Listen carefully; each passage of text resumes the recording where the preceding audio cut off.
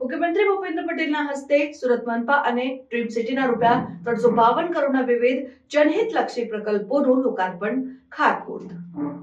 મુખ્યમંત્રીની ઉપસ્થિતિમાં જર્મન સરકારની કંપની GIZ સાથે સુરત મહાનગરપાલિકા વચ્ચે અર્બન મોબિલિટીને સુદૃઢ કરવા MOU થયા. સુરત મહાનગરપાલિકા ડ્રીમ સિટીના રૂપિયા 352 કરોડના વિવિધ જનહિતલક્ષી પ્રકલ્પોનું ખાતમુહૂર્ત લોકાર્પણ કરતા મુખ્યમંત્રી શ્રી ભૂપેન્દ્ર પટેલે જણાવ્યું હતું કે વિકસિત ભારત માટે ગુજરાત અને વિકસિત ગુજરાત માટે સુરત નેતૃત્વ લેશે.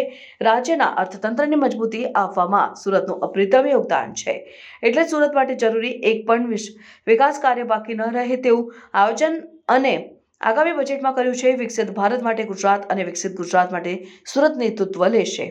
નાણાં ઉર્જા મંત્રી શ્રી કનુભાઈ દેસાઈ, ગૃહ રાજ્યમંત્રી શ્રી હર્ષ સંઘવી, વન અને પર્યાવરણ રાજ્યમંત્રી શ્રી મુકેશભાઈ પટેલ, શિક્ષણ રાજ્યમંત્રી શ્રી પ્રફુલ્લભાઈ પાનસેરિયાની વિશેષ ઉપસ્થિતિમાં મુખ્યમંત્રીશ્રીએ સુરત મનપાની 18 સુમન શાળાઓમાં ઇનોવેટિવ એજ્યુકેશન આપવાના હેતુથી નિર્મિત રોબોટિક લેબ્સનું પણ લોકાર્પણ કર્યું હતું. સુરતમાં વધી રહેલી વસ્તી અને ટ્રાફિકના કારણે માસ ટ્રાન્સપોર્ટેશનની જરૂરિયાત વધી છે, ત્યારે શહેરને સસ્ટેનેબલ અર્બન મોબિલિટીને વધુ સક્ષમ સુદૃઢ બનાવવા માટે સુરત ખાતે મુખ્યમંત્રી શ્રી ભૂપેન્દ્રભાઈ પટેલની ઉપસ્થિતિમાં જર્મન સરકારની કંપની GIZ અને સુરત મનપા વચ્ચે MOU કરવામાં આવ્યા હતા.